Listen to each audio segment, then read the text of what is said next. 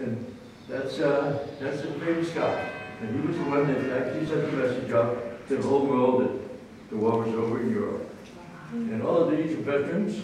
They're Normandy veterans, they were Pacific veterans, sailors, Coast Guards, the whole vet, and each one is a hero, or World War II veteran. This is an Indian code talker, and probably know the story about that, but he was one of the ones that brought over here. And they bring over Pacific guys too, and we veterans of the Pacific come over here on occasion also, just so they can see what's going on here. As you go on this wall, you see there's Air Forcemen, there's, well, you know that guy now. That's me when I was young, yeah. Probably when I was, well, basic training, probably 43, I guess I was 42, 43, but I don't know exactly when I took it. But yeah, that picture was taken right where I was hit and injured, and there's a hill went away. So, tell a story? Go ahead. Hill 108 was the first attempt to take St. Lo, and so we were assigned that task, and my regiment, the 175th, along with Inf Division, was given the assignment to take St. Lo. That was a real communication center, east to west for the Germans, telegraph, railroad, and roads, and so it was our mission to take it. And yes, on June 15, we were given the assignment as we were going to head to take St. Lo. According to the first reports, we were supposed to take it in 5 days. Well, this was on June 15th, so on the 16th we took off, and my regiment and my battalion, the first day we actually covered 4 miles. But before saying further, I want you to tell you a couple of things. First of all, hedgerows. Have you heard of hedgerows? It's not a hedge. It's not a row of hedges. It might have been a hedgerow 800 years ago or 1,000 years ago, but during the time the farmers tended their fields and patches and everything, they would throw debris from the garden against the fence, this so-called hedge, and that just piled up and turned into dirt over years, and stones they threw there. And what they did when they grew up high enough, they kept trimming the tops of the hedges to use that for firewood. So at this point when we got there, they were so sturdy, a Sherman tank could not get through them. So there was no use of any Sherman tanks when we were there on the attack. We lost a man or two in that drive. Most every field we took, we might lose a man in casualty. But on the 17th, the Germans didn't put more men into action, and there started to be a real fight on the 17th.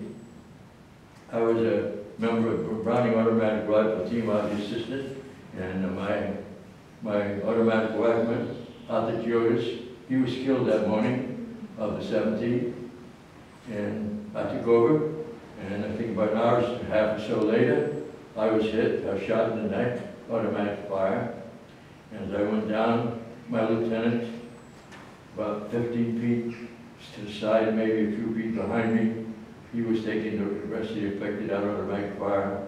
It's a picture I carry forever. And the fire kept hitting him. It almost seemed like the fire was keeping him up.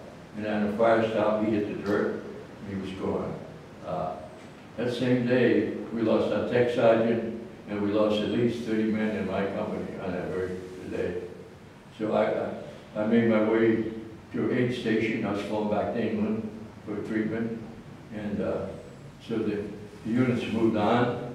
The next day, the Germans decided that they would counterattack, and on the 18th they did counterattack. And again, we had very heavy losses. B Company had taken a position above C Company. They were driven back to our line, and we held that line. And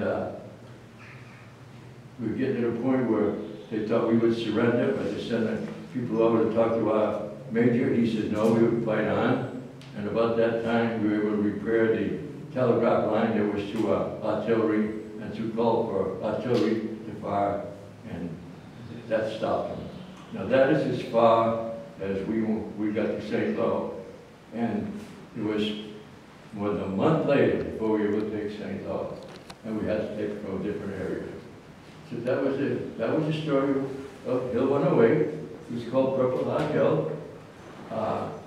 My battalion just moved ahead of everybody else. We were out there ahead of them like that. And for that action, the United States government gave us the Presidential Unit Citation, and the 175th Regiment now can wear that blue badge on their right shoulder, even though it's just earned by us. Only 1 of 5 that our division had during the war. And the French awarded us the Croix de Guerre with Silver Star for that same action.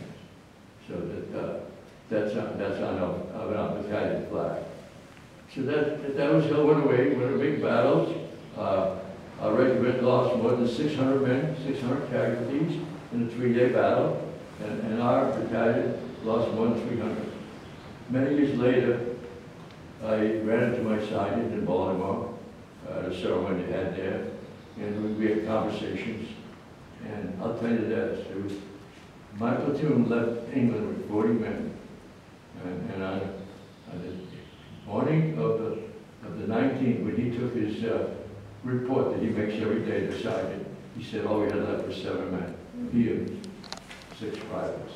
That's the kind of action the 29th Division had.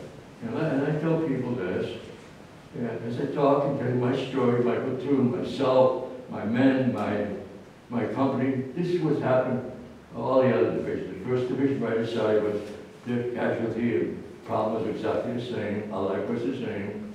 And I talk, and same thing with the Utah guys.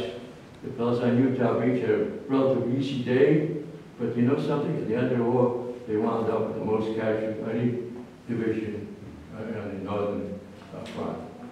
We came in second. We had over 21, we had just about 21,000 casualties. And I tell you a story this way. Even though the division has 14,000 men, there are only 5,400 men that actually do the fighting. I'm talking about the fighting where you see the eyes of the enemy and you're in touch with them when you shoot at them, they shoot at you. And I tell people, these figures are all exactly the same size. There's the 5,400 men, they were replaced by 5,400 men. 5,400 men, 5,400 again, and then 4,000 more. That is the number of casualties that my division had. We would just attack, attack, attack, and this is the way we went across France, across Belgium, and across Germany, all the way. And I was with them when we met the Russians at the Elbe River. So that's the story of the 29th Division and the other divisions, the casualties. You know, 400,000 men were lost in the Pacific and the Atlantic, and millions were injured. So that's what we have.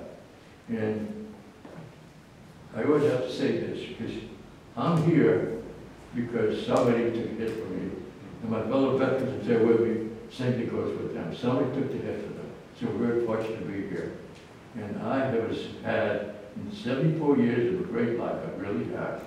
And I tell people the same thing, that also is what you all have, a successful, happy life for 74 years. And we have to make sure that the young people carry on. Someday it's going to be their turn to do something. And you have to make sure that our politicians, what have you, that they are taking care instead of doing the right things. It's up to you all.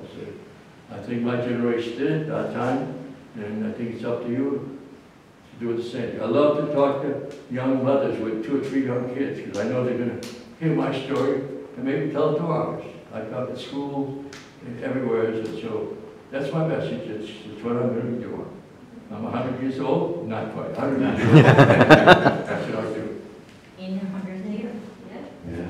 Thank you very much. Thank you. What's that, please? Thank you, Mr. Tim knows every one of them, but this is Pacific, man, the Pacific. This fellow